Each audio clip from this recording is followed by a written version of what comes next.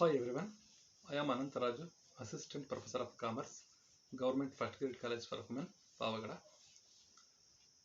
Dear viewers, welcome to this TCE LMS portal.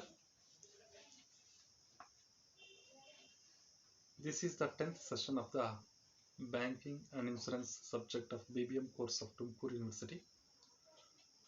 In this session, let us discuss about the types of bank accounts. In previous classes, we have already learned so many concepts with relating to the bank and banking sector.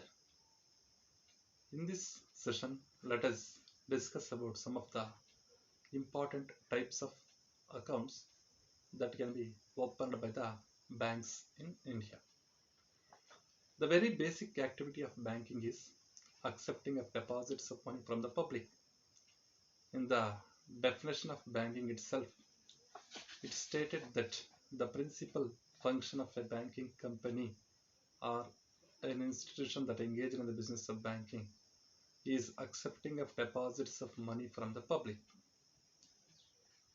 So, here the banker accepts deposits of money from the public, that is from the people who are engaged in different fields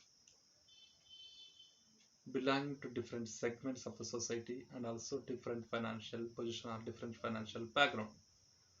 So people are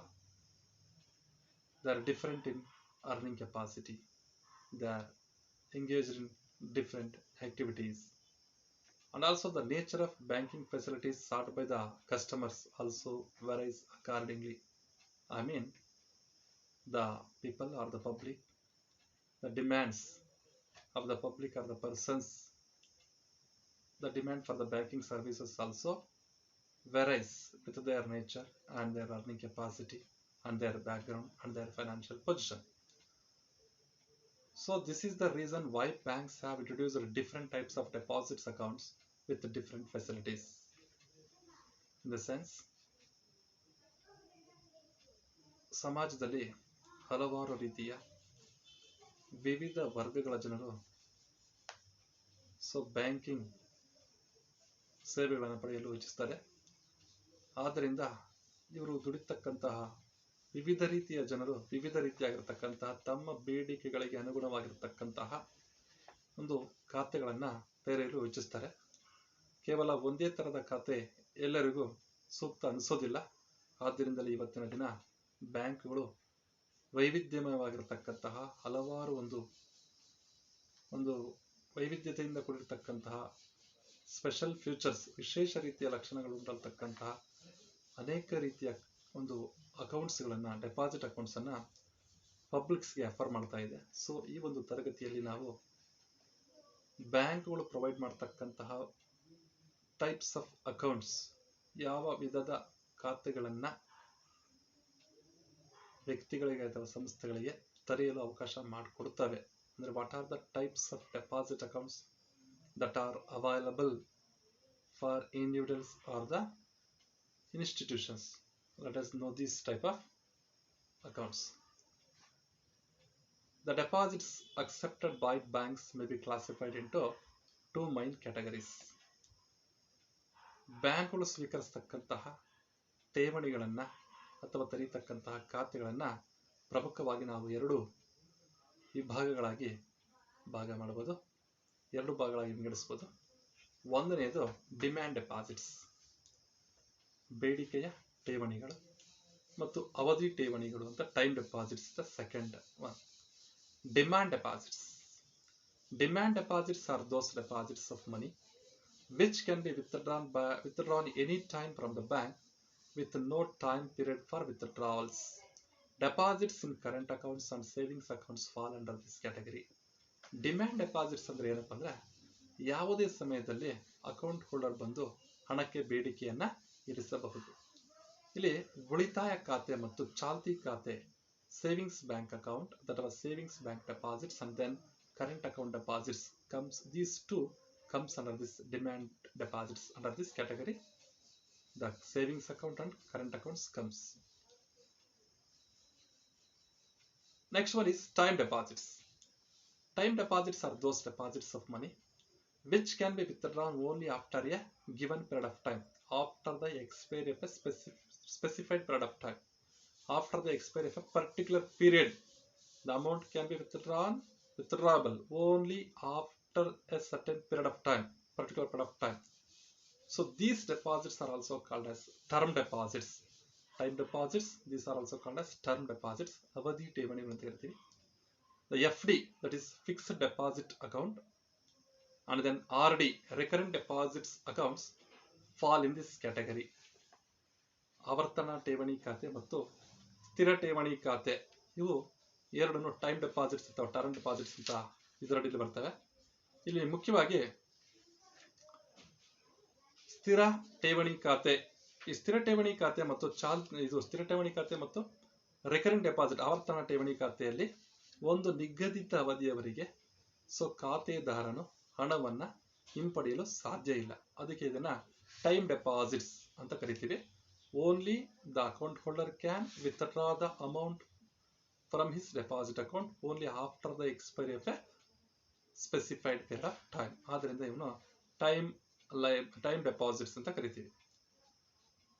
next let us discuss the demand deposits.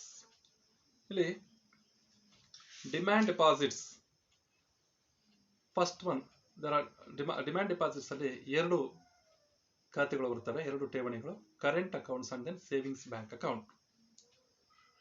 Current accounts, these accounts are opened by business people generally. There will be no restriction on number of withdrawals. Generally, no interest will be given on these current accounts. Pay-in slips used to deposit money and check forms are used to withdraw money. Okay, very clear. Generally, the current accounts are opened by business people, industrialists, businessmen. There will be no restriction on number of times to deposit the money and also a number of times to withdraw the money, so that the businessmen for the purpose or so as to convenient for their business, they open this type of current account, because there is a restriction for the number of times for withdrawal in case of SB account. So therefore these businessmen and the industrialists open the current account because there will be no restriction on number of times of withdrawals and number of times of deposit. For their convenient, they open this type of account. On the balance in the current account, there will be no interest. No interest will be given on the balance in the current accounts. Pay-in slips used to deposit money and check forms are used to withdraw the money. ಚಾಲ್ತಿ ಖಾತೆಯನ್ನು ಸಾಮಾನ್ಯವಾಗಿ ವ್ಯವಹಾರಸ್ಥರು, ವ್ಯಾಪಾರೋದ್ಯಮಿಗಳು ತಮ್ಮ ವ್ಯಾಪಾರದ ಅನುಕೂಲಕ್ಕಾಗಿ ಇಂತಹ ಖಾತೆಗಳನ್ನ ತೆರೀತಾರೆ. ಕಾರಣ ಏನಪ್ಪಾ ಅಂದ್ರೆ, ಉಳಿತಾಯ ಖಾತೆಯಲ್ಲಿ ಹಣವನ್ನ ಹಿಂಪಡೆಯುವಿಕೆಗೆ ನಿರ್ಬಂಧಗಳಿರ್ತವೆ. ಇಂತಿಷ್ಟೇ ಬಾರಿ ಹಣವನ್ನ ಹಿಂಪಡೆಯಬಹುದು ಅಂತಕ್ಕಂತಹ ಷರತ್ತುಗಳಿರ್ತವೆ, ನಿಬಂಧನೆ ಇರುತ್ತೆ. ಅಂತಹ ನಿರ್ಬಂಧ ವ್ಯವಹಾರಸ್ಥರಿಗೆ ಅನುಕೂಲಕರವಾಗಿರುವುದಿಲ್ಲ. ಏಕೆಂದರೆ ತಮ್ಮ ದೈನಂದಿನ ವ್ಯವಹಾರಿಕ ವಹಿವಾಟುಗಳ ಒಂದು ದೃಷ್ಟಿಯಿಂದ ಅವರು ಅನೇಕ ಬಾರಿ ಹಣವನ್ನ ಜಮಾ ಮಾಡಬೇಕಾಗುತ್ತೆ, ಅದೇ ರೀತಿಯಾಗಿ ವಾಪಸ್ಸು ಹಿಂಪಡೆಯಬೇಕಾಗುತ್ತೆ. ಆದ್ದರಿಂದ ಈ ಒಂದು ಅವರ ವ್ಯಾಪಾರ ಅನುಕೂಲಕ್ಕಾಗಿ ಕರೆಂಟ್ ಅಕೌಂಟ್ಸ್ ಅನ್ನು ಓಪನ್ ಮಾಡಿರ್ತಾರೆ. ಈ ಒಂದು ಖಾತೆಯಲ್ಲಿರ್ತಕ್ಕಂತಹ ಶಿಲ್ಕು, ಕರೆಂಟ್ ಅಕೌಂಟ್ ಅಲ್ಲಿ ಚಾಲ್ತಿ ಖಾತೆಯಲ್ಲಿರ್ತಕ್ಕಂತಹ ಶಿಲ್ಕಿಗೆ ಯಾವುದೇ ರೀತಿಯಾಗಿರ್ತಕ್ಕಂತಹ ಬಡ್ಡಿಯನ್ನ ಬ್ಯಾಂಕರು ಪಾವತಿಸೋದಿಲ್ಲ. ಈ ಒಂದು ಚಾಲ್ತಿ ಖಾತೆಗೆ ಹಣವನ್ನ ಜಮಾ ಮಾಡಲು ಪೇ-ಇನ್ ಸ್ಲಿಪ್ಸ್, ಒಳಪಾವತಿ ರಸೀದಿ, ಒಳಪಾವತಿ ಚೀಟಿ ಇದನ್ನು ಉಪಯೋಗಿಸಲಾಗುತ್ತದೆ. ಮತ್ತು ಹಣವನ್ನ ಹಿಂಪಡೆಯಲು ಚೆಕ್ ನಮೂನೆಗಳನ್ನ, ಚೆಕ್ ಫಾರ್ಮ್ಸ್ ಗಳನ್ನ ಉಪಯೋಗಿಸಲಾಗುತ್ತದೆ. ಇದು ಮೊದಲನೇ ತರಹದ ಒಂದು ಡಿಮ್ಯಾಂಡ್ ಡೆಪಾಸಿಟ್ಸ್ ಅಲ್ಲಿ ಕರೆಂಟ್ ಅಕೌಂಟ್ ಮೊದಲನೇ ರೀತಿಯದ್ದು. ಎರಡನೇ ವಿಧದ ಒಂದು ಡಿಮ್ಯಾಂಡ್ ಡೆಪಾಸಿಟ್ಸ್ ಅಲ್ಲಿ ಎರಡನೇ ತರಹದ ಖಾತೆ ಅಂದ್ರೆ ಸೇವಿಂಗ್ಸ್ ಬ್ಯಾಂಕ್ ಅಕೌಂಟ್, ಉಳಿತಾಯ ಖಾತೆ. A savings bank account is an account which is mostly opened and operated by the people of lower and middle income people. ಸಾಮಾನ್ಯವಾಗಿ ಕಡಿಮೆ ಆದಾಯದ ಮತ್ತು ಮಧ್ಯಮ ವರ್ಗದ ಜನರು ಈ ಉಳಿತಾಯ ಖಾತೆಯನ್ನ ಬ್ಯಾಂಕ್ಗಳಲ್ಲಿ ತೆರೀತಾರೆ.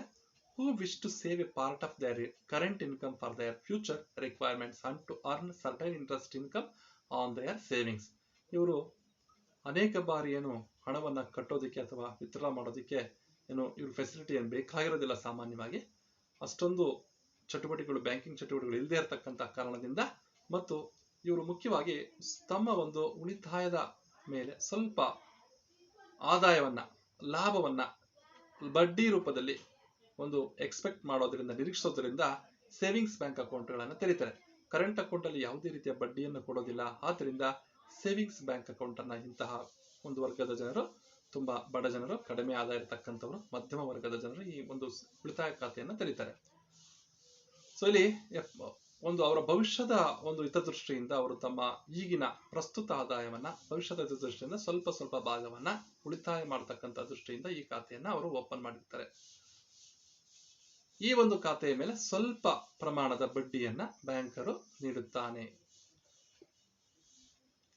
Okay, next type of bank accounts ಅಲ್ಲಿ ಡಿಮ್ಯಾಂಡ್ ಡೆಪಾಸಿಟ್ಸ್ ಮುಗೀತು. ಈಗ ಟೈಮ್ ಡೆಪಾಸಿಟ್ಸ್ ಅಥವಾ ಟರ್ಮ್ ಡೆಪಾಸಿಟ್ಸ್, ಅವಧಿ ಠೇವಣಿಗಳು ಅನ್ನೋದನ್ನ ಅಭ್ಯಾಸ ಮಾಡೋದಿದ್ರೆ, ಫಿಕ್ಸ್ಡ್ ಡೆಪಾಸಿಟ್ ಅಕೌಂಟ್, ಇದು ಸ್ಥಿರ ಠೇವಣಿ ಖಾತೆ ಅಂತ ಕರಿತೀವಿ. Fixed deposits accounts are opened by small investors who want to invest their money for a fixed period of time. The rate of interest given on these accounts is higher than that of SB account. Okay, current accounts are generally opened by the businessmen and industrialists, okay, so as to convenient for the purpose of their business. Second one is savings bank account is generally opened by the people belong to the poor and low income earned and then middle class people. And the third one is fixed deposit account is opened by the small investors, opened by small investors who want to invest their money for a fixed period of time. ಸಣ್ಣ ಹೂಡಿಕೆದಾರರು ಇದ್ದಾರೆ, ಇವರು ತಮ್ಮ ಹೂಡಿಕೆಯ ಮೇಲೆ ಸ್ವಲ್ಪ ಹೆಚ್ಚಿನ ಬಡ್ಡಿ ಅಥವಾ ಲಾಭವನ್ನ ನಿರೀಕ್ಷೆ ಮಾಡ್ತಾರೆ, ಗಳಿಕೆಯನ್ನು ನಿರೀಕ್ಷೆ ಮಾಡ್ತಾರೆ. ಆದ್ದರಿಂದ ಇವರು ಸ್ವಲ್ಪ ಒಂದು ನಿರ್ದಿಷ್ಟ ಕಾಲಾವಧಿಯವರೆಗೆ ನಿರ್ದಿಷ್ಟ ಮೊತ್ತವನ್ನ ಒಂದು ಬ್ಯಾಂಕ್ನಲ್ಲಿ ಠೇವಣಿಯಾಗಿ ಇಡುತ್ತಾರೆ. The rate of interest given on these accounts, that is fixed deposit account, is higher than that of the rate of interest given as in the case of SB account. Savings bank account ಮೇಲೆ ನೀಡತಕ್ಕಂತಹ ಬಡ್ಡಿ ದರಕ್ಕಿಂತ fixed deposit ಸ್ಥಿರ ಠೇವಣಿ ಖಾತೆಯ ಮೇಲೆ ಕೊಡತಕ್ಕಂತಹ ಬಡ್ಡಿ ದರವು ಹೆಚ್ಚಾಗಿರುತ್ತೆ. Withdrawal is not allowed up to a specified period of time. ಇಲ್ಲಿ ಫಿಕ್ಸ್ಡ್ ಡೆಪಾಸಿಟ್ ಅಕೌಂಟ್ ಅಲ್ಲಿ up to a specified period of time, ಒಂದು ಈಗಾಗಲೇ ಪೂರ್ವ ನಿಗದಿತ ಅವಧಿಯವರೆಗೆ, ಒಂದು ಸ್ಪಷ್ಟ ಒಂದು ನಿರ್ದಿಷ್ಟವಾಗಿರತಕ್ಕಂತಹ ಅವಧಿಯವರೆಗೆ ಬ್ಯಾಂಕಿನ ಒಂದು ಖಾತೆದಾರ ಅಥವಾ ಗ್ರಾಹಕ ಅವನು ಹಣವನ್ನ ಹಿಂಪಡೆಯಲು ಅಥವಾ ವಾಪಸ್ಸು ಪಡೆಯಲು ಸಾಧ್ಯ ಇರುವುದಿಲ್ಲ. Fixed deposit receipt will be given by the banker to the customer at the time of opening FD account. At the time of opening an FD account in the bank, the banker will provide a fixed deposit receipt to the customer, that is the account holder, or that is the to the depositor. So ಠೇವಣಿದಾರನಿಗೆ ಒಂದು ಸ್ಥಿರ ಠೇವಣಿ ರಸೀದಿಯನ್ನ ಠೇವಣಿ ಅನ್ನ open ಮಾಡ್ತಕ್ಕಂಥ ತೆರೀತಕ್ಕಂಥ ಸಂದರ್ಭದಲ್ಲಿ banker ಗ್ರಾಹಕನಿಗೆ ಅಥವಾ ಖಾತೆದಾರನಿಗೆ ಕೊಡುತ್ತಾನೆ. ಇನ್ನು fourth one is recurring deposit account. People who are having regular monthly income deposits a fixed sum of money every month for an agreed period, and at the end of the agreed period the customer get the amount deposited by him with interest. ಇಲ್ಲಿ ಆವರ್ತಕ ಠೇವಣಿ ಖಾತೆ ಅಂತ ಕರಿತೀವಿ, recurring deposit account.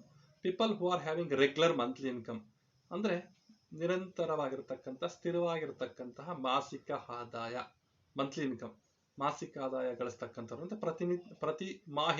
ಪ್ರತಿ ತಿಂಗಳು ಆದಾಯ ಇರತಕ್ಕಂತಹ ಒಂದು ನಿಗದಿತ ಆದಾಯ, ನಿರಂತರವಾಗಿ ಆದಾಯ ಬರತಕ್ಕಂತಹ ವ್ಯಕ್ತಿಗಳು ಸಾಮಾನ್ಯವಾಗಿ ಈ RD ಖಾತೆಯನ್ನು ಓಪನ್ ಮಾಡ್ತಾರೆ. ಫಾರ್ ಎಕ್ಸಾಂಪಲ್ ಸ್ಯಾಲರಿಡ್ ಪೀಪಲ್, ಅವ್ರಿಗೆ ಪ್ರತಿ ಮಾಹೆ ವೇತನ ಬರ್ತಾ ಇತ್ತೆ. ಆದ್ರಿಂದ ಅವರು ಪ್ರತಿ ಮಾಹೆ ತಮ್ಮ ಒಂದು ಆದಾಯದ ಸ್ವಲ್ಪ ಭಾಗವನ್ನ, ಒಂದು ನಿರ್ದಿಷ್ಟ ಮೊತ್ತವನ್ನ ನಿರ್ದಿಷ್ಟ ಅವಧಿಯವರೆಗೆ ಕಂತುಗಳ ರೂಪದಲ್ಲಿ ಪ್ರತಿ ಮಾಹೆ ಹಣವನ್ನ ಬ್ಯಾಂಕ್ನ ಠೇವಣಿ ಖಾತೆಯಲ್ಲಿ ಜಮಾ ಮಾಡ್ತಾ ಹೋಗ್ತಾರೆ. ಇದು RD ಖಾತೆಯಲ್ಲಿ a fixed sum of money every month will be deposited for an agreed period of time by the customer, and at the end of the agreed period of time the customer will get the amount deposited by him, that is the principal amount plus interest, that is with interest. ಅಂದ್ರೆ ಒಂದು ನಿರ್ದಿಷ್ಟ ಅವಧಿ ಮುಕ್ತಾಯವಾದ ನಂತರ ತರುವಾಯ ಆ ಖಾತೆಯಲ್ಲಿ ಒಟ್ಟುಗೂಡಿರ್ತಕ್ಕಂತಹ ಅಸಲು ಮತ್ತು ಬಡ್ಡಿಯೊಂದಿಗೆ ಎರಡನ್ನ ಒಟ್ಟು ಮೊತ್ತವನ್ನ ಗ್ರಾಹಕನಿಗೆ ಬ್ಯಾಂಕರ್ ನೀಡುತ್ತಾನೆ. ಇದು recurring deposit account. So savings ಸ್ಥಿರ ಠೇವಣಿ ಖಾತೆ, ಕರೆಂಟ್ ಅಕೌಂಟ್ ಚಾಲ್ತಿ ಖಾತೆ, ಮತ್ತು ಫಿಕ್ಸ್ಡ್ ಡೆಪಾಸಿಟ್ ಅಕೌಂಟ್ ಸ್ಥಿರ ಠೇವಣಿ ಖಾತೆ, ಮತ್ತು ಆರ್.ಡಿ ಖಾತೆ ರಿಕರಿಂಗ್ ಡೆಪಾಸಿಟ್ ಅಕೌಂಟ್ ಆವರ್ತಕ ಠೇವಣಿ ಖಾತೆ. ಇಷ್ಟು ಮುಖ್ಯವಾಗಿರ್ತಕ್ಕಂಥ these are the 4 important are the major types of deposit accounts. But with the combination of all these above features, or by differentiating, by mixing these features, the bankers provide or that is designing wide variety of products. So ಎಲ್ಲ 4 ತರಹದ ಠೇವಣಿ ಖಾತೆಗಳ ಲಕ್ಷಣಗಳನ್ನ ಮತ್ತೆ ಮಿಶ್ರಣ ಮಾಡಿಕೊಂಡು ಅನೇಕ ರೀತಿಯ ಒಂದು ವೈವಿಧ್ಯಮಯವಾಗಿರತಕ್ಕಂತಹ ವಿವಿಧ ರೀತಿಯ ಠೇವಣಿ ಖಾತೆಗಳನ್ನ ಬ್ಯಾಂಕರು ಈ ದಿನ ಗ್ರಾಹಕರಿಗೆ ಅಥವಾ ಸಾರ್ವಜನಿಕರಿಗೆ ಸೇವೆಗಳನ್ನು ಒದಗಿಸ್ತಾ ಇದ್ದಾನೆ. ಬಟ್ ಈ 4 ಬಹಳ ಮುಖ್ಯವಾಗಿರತಕ್ಕಂತಹ ಮೇಜರ್ ಹೆಡ್ಸ್ ಆಫ್ ಅಕೌಂಟ್ಸ್ ಅಂತಾನೆ ಹೇಳ್ಬೋದು, major types of bank accounts ಅಂತಾನೆ ಹೇಳ್ಬೋದು. ನೆಕ್ಸ್ಟ್ ಇವುಗಳ ಜೊತೆಯಲ್ಲಿ NRI ಅಕೌಂಟ್ಸ್, ನಾನ್ ರೆಸಿಡೆಂಟ್ ಇಂಡಿಯಾ, ಅನಿವಾಸಿ ಭಾರತೀಯ, ಯಾವ ತರಹದ ಖಾತೆಗಳನ್ನ ಓಪನ್ ಮಾಡಬಹುದು, ತೆರೀಬಹುದು ಬ್ಯಾಂಕ್ಗಳಲ್ಲಿ ಅನ್ನೋದನ್ನ ನಾವು ಅಭ್ಯಾಸ ಮಾಡೋದಾದ್ರೆ, an NRI account refers to the accounts opened by a non-resident Indian ಅನಿವಾಸಿ ಭಾರತೀಯ. ಸೊ ಭಾರತೀಯ ಬ್ಯಾಂಕ್ಗಳಲ್ಲಿ ತೆರೆಯಬಹುದಾದಂತಹ ಖಾತೆಗಳು ಅನಿವಾಸಿ ಭಾರತೀಯ ಖಾತೆಗಳು. Or a person of Indian origin, ಭಾರತೀಯ ಮೂಲದ ವ್ಯಕ್ತಿ ಅಥವಾ ಅನಿವಾಸಿ ಭಾರತೀಯ ಬ್ಯಾಂಕರ್ಗಳಲ್ಲಿ ಯಾವ ತರಹದ ಖಾತೆಗಳನ್ನು ತೆರೆಯಬಹುದು ಅನ್ನೋದನ್ನ ಈ ಕೆಳಗಡೆ ನಾವು ಡಿಸ್ಕಸ್ ಮಾಡಬಹುದು. With a bank or financial institution which is authorised by the Reserve Bank of India to provide various services. An NRI account refers to the accounts opened by a non-resident Indian or a person of Indian origin with a bank or a financial institution which is authorized by the Reserve Bank of India (RBI) to provide various services. The popular NRI accounts, the type of NRI accounts are non-resident ordinary NRO account and non-resident external account NRE accounts, and then foreign currency non-resident FCNR account, foreign currency non-resident account ಅಂತ 3 ತರಹದ ಒಂದು ಖಾತೆಗಳನ್ನ ಅನಿವಾಸಿ ಭಾರತೀಯ ಬ್ಯಾಂಕ್ಗಳಲ್ಲಿ ತೆರೆಯಬಹುದು. ಅವನ್ನ one by one discuss ಮಾಡೋಣ. non-resident ordinary accounts. NRO account stands for non-resident ordinary account. It is opened to manage the income earned in India. ಭಾರತದಲ್ಲಿ ಗಳಿಸಿರ್ತಕ್ಕಂತಹ ಆದಾಯದ ನಿರ್ವಹಣೆಗಾಗಿ, to manage the income earned in India, NRO account is open to manage the income earned in India. ಭಾರತದಲ್ಲಿ ಗಳಿಸಿರ್ತಕ್ಕಂತಹ ಹಣವನ್ನ ವ್ಯವಸ್ಥಾಪನೆ ಮಾಡಲು, ನಿರ್ವಹಣೆ ಮಾಡಲು so NRI ಅನಿವಾಸಿ ಭಾರತೀಯ ಈ ತರಹದ ಖಾತೆಯನ್ನು ಓಪನ್ ಮಾಡ್ತಾನೆ. Income earned in India can be deposited into this account. ಈ ಒಂದು ಖಾತೆಗೆ ಯಾವ ಹಣವನ್ನ ಅವನು ಜಮಾ ಮಾಡಬಹುದು ಅನಿವಾಸಿ ಭಾರತೀಯ ಅಂತಂದ್ರೆ, income earned in India, that means income originated from India, ಭಾರತೀಯ ಮೂಲದ ಆದಾಯವನ್ನ ಮತ್ತು ಫಾರಿನ್ ಆದಾಯವನ್ನು ಸಮೇತ ಈ ಖಾತೆಗೆ ಜಮಾ ಮಾಡಬಹುದು. ಆದರೆ ಎಕ್ಸ್ಚೇಂಜ್ ರೇಟ್ ಜವಾಬ್ದಾರಿಯನ್ನ ತಾನೇ ವಹಿಸಬೇಕಾಗುತ್ತೆ NRI. ಸೊ ಆದ್ರಿಂದ ಈ ಇನ್ಕಮ್ ಒರಿಜಿನೇಟೆಡ್ ಫ್ರಮ್ ಇಂಡಿಯಾವನ್ನ NRO ಅಕೌಂಟ್ಗೆ ಜಮಾ ಮಾಡಬೇಕು. NRE ಅಕೌಂಟ್ ಅಂತ ಒಂದಿದೆ, ಅದಕ್ಕೆ NREಗೆ ಜಮಾ ಮಾಡೋಕೆ ಬರೋದಿಲ್ಲ. Income originated from India. So income earned or originated in India can be deposited into this account. So NRO accounts are rupee dominated and can be opened in the form of savings, current, recurring deposits or fixed deposit account. ಇವು NRO ಮತ್ತು NRE account ಇದೆಯಲ್ಲ, ಇವೆರಡು rupee dominated accounts ಅಂತ ಕರಿತೀವಿ. Third one is foreign currency non resident. ಈ account foreign currency denominated account. NRO ಮತ್ತು NRE ಅಕೌಂಟ್ಗಳು rupee denominated, ರೂಪಾಯಿ ಲೆಕ್ಕದಲ್ಲಿ ಇವನ್ನ ತರಿತೀವಿ ಅಕೌಂಟ್ಸ್ ಅನ್ನ, ಡೆಪಾಸಿಟ್ ಅಕೌಂಟ್ಸ್ ಅನ್ನ. ಫಾರಿನ್ ಕರೆನ್ಸಿ ರೂಪದಲ್ಲಿ FCNR ಖಾತೆಯನ್ನ ಫಾರಿನ್ ಕರೆನ್ಸಿ ರೂಪದಲ್ಲಿ ಓಪನ್ ಮಾಡಲಾಗುತ್ತದೆ. ಸೊ ಇಲ್ಲಿ NRO ಅಕೌಂಟ್ ಅನ್ನ ಅನಿವಾಸಿ ಭಾರತೀಯನು ಭಾರತದಲ್ಲಿ ಗಳಿಸಿರ್ತಕ್ಕಂತಹ ಲಾಭಾಂಶ, ಸೊ ಬಡ್ಡಿ, ಸೊ ಬಾಡಿಗೆ ಇತ್ಯಾದಿಗಳನ್ನ ಈ ಒಂದು ಖಾತೆಗೆ ಜಮಾ ಮಾಡಲು ತೆರೆಯುತ್ತಾನೆ. NRO accounts are rupee dominated and can be opened in the form of savings. So ಇಲ್ಲಿ ಉಳಿತಾಯ ಖಾತೆ ರೂಪದಲ್ಲಿ ತೆರೆಯಬಹುದು, ಚಾಲ್ತಿ ಖಾತೆ ರೂಪದಲ್ಲಿ ತೆರೆಯಬಹುದು, ರೆಕರೆಂಟ್ ಡೆಪಾಸಿಟ್ ರೂಪದಲ್ಲಿ ಅಥವಾ ಸ್ಥಿರ ಠೇವಣಿ ಖಾತೆಗಳ ಎಲ್ಲಾ ತರಹಗಳಲ್ಲೂ NRO ಅಕೌಂಟ್ಸ್ ಅನ್ನ ತೆಗೆಯಬಹುದು. ಸೊ ಇಲ್ಲಿ balance in the NRO account is generally non repatriable. ಈ ಒಂದು ಬ್ಯಾಲೆನ್ಸ್ ಇಂದ ಎನ್ಆರ್ಒ ಅಕೌಂಟ್ಸ್ ಈ ಶಿಲ್ಕು ಈ ಖಾತೆಯಲ್ಲಿರ್ತಕ್ಕಂಥ ಶಿಲ್ಕನ್ನ ಬೇರೊಂದು ಖಾತೆಗೆ ಬೇರೊಂದು ವಿದೇಶಿ ಖಾತೆಗೆ ವರ್ಗಾಯಿಸಲು ಸಾಧ್ಯ ಇಲ್ಲ, ಬೇರೊಂದು ದೇಶಕ್ಕೆ ವರ್ಗಾವಣೆ ಮಾಡೋದಕ್ಕೆ ಆಗೋದಿಲ್ಲ. ಎನ್ಆರ್ಒ ಅಕೌಂಟ್ ಅನ್ನ ಈ ಬ್ಯಾಲೆನ್ಸ್ ಇಂದ NRO account should be used in India. So ನಮ್ಮ ಭಾರತದಲ್ಲೇ ಅದನ್ನ ಬಳಸಬೇಕಾಗುತ್ತೆ. ಆದ್ರೂ ಸಮೇತ interest accrued on this account, ಈ ಒಂದು ಖಾತೆಯಲ್ಲಿ ಬಂದಿರತಕ್ಕಂಥ ಬಡ್ಡಿಯನ್ನ ಬೇಕಾದ್ರೆ ಅವರು ಬೇರೆ ಒಂದು ಫಾರಿನ್ ಖಾತೆಗೆ ಟ್ರಾನ್ಸ್ಫರ್ ಮಾಡ್ಕೋಬಹುದು. Our funds of NRO accounts can be remitted abroad subject to such limits. So ಇಲ್ಲಿ ಏನಪ್ಪಾ ಅಂತಂದ್ರೆ ಅಸಲನ್ನ ಸಮೇತ $1 ಬಿಲಿಯನ್ ವರೆಗೂ ಟ್ರಾನ್ಸ್ಫರ್ ಮಾಡಬಹುದು, ಆದರೆ ಕೆಲವೊಂದು ಕಟ್ಟುಪಾಡುಗಳು ಅಥವಾ ಷರತ್ತುಗಳನ್ನ ಪಾಲಿಸಬೇಕಾಗುತ್ತೆ. And conditions as may be prescribed by the RBI directives at the time of repatriation. ವರ್ಗಾವಣೆ ಸಮಯದಲ್ಲಿರತಕ್ಕಂತಹ RBI ನ ಗೈಡ್ಲೈನ್ಸ್ ಅನ್ನ ಅನುಸರಿಸಿ $1 ಲಕ್ಷ ವರೆಗೂ ವರ್ಗಾವಣೆ ಮಾಡ್ಕೋಬಹುದು, ಆದರೆ ಕೆಲವು ನಿಬಂಧನೆಗಳು ಇರ್ತವೆ. So NRO account balances need to be used only for payments within India in rupees. NRO ಖಾತೆಯಲ್ಲಿರ್ತಕ್ಕಂತಹ ಹಣವನ್ನ ಇಂಡಿಯಾದಲ್ಲಿ ಪಾವತಿ ಮಾಡುವ ಉದ್ದೇಶದಿಂದನೇ ಬಳಸಬೇಕಾಗುತ್ತೆ. This is the non resident ordinary account ಅಂತ ಕರಿತೀವಿ. So second type of non resident account is non resident external account ಅಂತ ಕರಿತೀವಿ. ನಾನ್ ರೆಸಿಡೆಂಟ್ ಎಕ್ಸ್ಟರ್ನಲ್ ಅಕೌಂಟ್ ಅನಿವಾಸಿ ಭಾರತೀಯ ಬಾಹ್ಯ ಖಾತೆ, ಅನಿವಾಸಿ ಭಾರತೀಯನ ಒಂದು ವಿದೇಶಿ ನಾಣ್ಯ ಬಾಹ್ಯ ಖಾತೆ ಅಂತ ಕರಿತೀವಿ. ಇಲ್ಲಿ ಬಾಹ್ಯ ಖಾತೆ ಎಕ್ಸ್ಟರ್ನಲ್ ಅಕೌಂಟ್ ಅಂತ.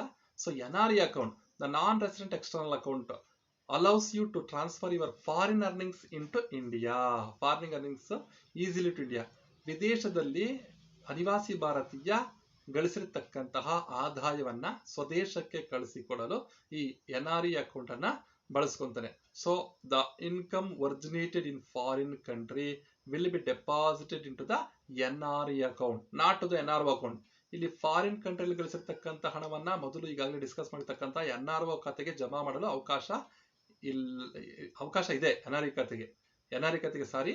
ಖಾತೆಗೆ ಅವಕಾಶ ಇದೆ, ಆದರೆ ಭಾರತದಲ್ಲಿ ಗಳಿಸಿರ್ತಕ್ಕಂಥ ಹಣವನ್ನ NRE ಖಾತೆಗೆ ಜಮಾ ಮಾಡಲು ಅವಕಾಶ ಇಲ್ಲ. ಅಂದ್ರೆ ನಾವು ವಿದೇಶದಲ್ಲಿ ಗಳಿಸಿರ್ತಕ್ಕಂತಹ ಹಣವನ್ನ NRE ಅಕೌಂಟ್ಗಾದ್ರೂ ಜಮಾ ಮಾಡಬಹುದು, NRO ಅಕೌಂಟ್ಗಾದ್ರೂ ಜಮಾ ಮಾಡಬಹುದು. ಆದರೆ ಇದು ಭಾರತದಲ್ಲಿ ಗಳಿಸಿರ್ತಕ್ಕಂತಹ ಆದಾಯವನ್ನ NRE ಖಾತೆಗೆ ಜಮಾ ಮಾಡೋದಕ್ಕೆ ಆಗೋದಿಲ್ಲ. ಸಾಮಾನ್ಯವಾಗಿ ನಾನ್ ರೆಸಿಡೆಂಟ್ ಎಕ್ಸ್ಟರ್ನಲ್ ಅಕೌಂಟ್ ಅನ್ನ this account is opened by the non residents, that is to transfer their foreign earnings easily to India. However, this type of account is rupee dominated and can be opened in the form of current savings, fixed or recurring deposits. ಹಾಗಾದ್ರೆ ಅನಿವಾಸಿ ಭಾರತೀಯ ಗಳಿಸಿರ್ತಕ್ಕಂಥ ಆದಾಯವನ್ನ NRO ಮತ್ತು NRE ಎರಡೂ ಖಾತೆಗಳು ಜಮಾ ಮಾಡೋದಾದ್ರೆ ಯಾಕೆ ಪ್ರತ್ಯೇಕವಾಗಿರ್ತಕ್ಕಂಥ NRE ಖಾತೆಯನ್ನು ಇವನು ಓಪನ್ ಮಾಡ್ತಾನೆ ಅಂತಂದ್ರೆ, NRO ಖಾತೆಯಲ್ಲಿ ಇರ್ತಕ್ಕಂತಹ ಜನರೇಟ್ ಆಗ್ತಕ್ಕಂತಹ ಇನ್ಕಮ್ ಮತ್ತು ಬಡ್ಡಿಗೆ he has to pay interest on the balance in the NRO account. But whereas in case of NRE account, he need not to pay the income tax. He will be exempted from the income tax. ಒಂದು ಆದಾಯ ತೆರಿಗೆಯ ವಿನಾಯಿತಿಯನ್ನು ಪಡೆದುಕೊಳ್ಳತಕ್ಕಂಥ ದೃಷ್ಟಿಯಿಂದ the income originated from the foreign country will be deposited into the NRE account by the NRI. So ಆದ್ದರಿಂದ rupee dominated, ಇದು rupee dominated account. NRO ಮತ್ತು NRE ಎರಡೂ rupee dominated accounts and can be open in the form of current account, savings fixed account, recurrent deposit account. ಇವು ಅಷ್ಟೇ.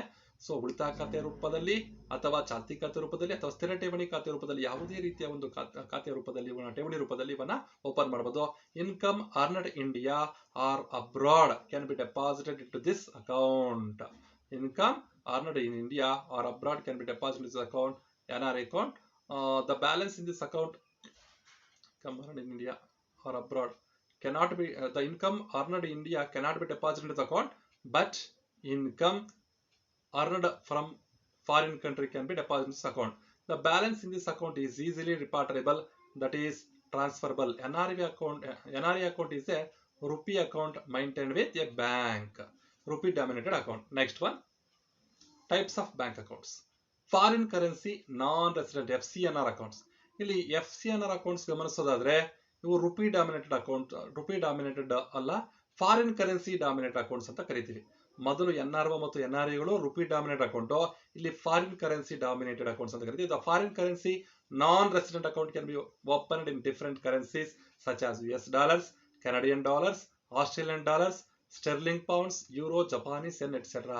These FCNR accounts can be opened in the form of term deposits only. So ಮೊದಲ ಎರಡು NRO NRE ಖಾತೆಗಳನ್ನ so they can be opened in the form of savings, current or fixed deposit account. But whereas in case of foreign currency non-resident account can be opened only in the form of term deposits for the maturity period of starting from, that is in range of 1 to 5 years. So for the maturity periods of 1 to 5 years, it is essential to know that the entire deposit, that the principal interest is tax free until you hold the NRI. NRI status ಅನ್ನ ಹೊಂದಿರತಕ್ಕಂತಹ ಅವಧಿಯವರೆಗೂ ಈ ಖಾತೆಯಲ್ಲಿ ಆಗ್ತಕ್ಕಂತಹ ಸಂಗ್ರಹಣೆ ಆಗ್ತಕ್ಕಂತಹ ಬಡ್ಡಿ ಅಥವಾ ಅಸಲಿಗೆ ಯಾವುದೇ ರೀತಿಯಾಗಿರ್ತಕ್ಕಂಥ income tax ಅನ್ನ ಪಾವತಿ ಮಾಡೋ ಹಾಗೆ ಇರೋದಿಲ್ಲ. And is easily repatriable. ಇದನ್ನು ರಿಪಾರ್ಟರೇಬಲ್ ಆಗಿದೆ. So these are the 3 types of NRI accounts that can be opened by the NRIs ಅಂತ ಹೇಳ್ಬೋದು. Next one is, okay, we conclude this session successfully, and then let us meet in the next session with another concept. Until then, have a nice day. Okay, thank you, bye.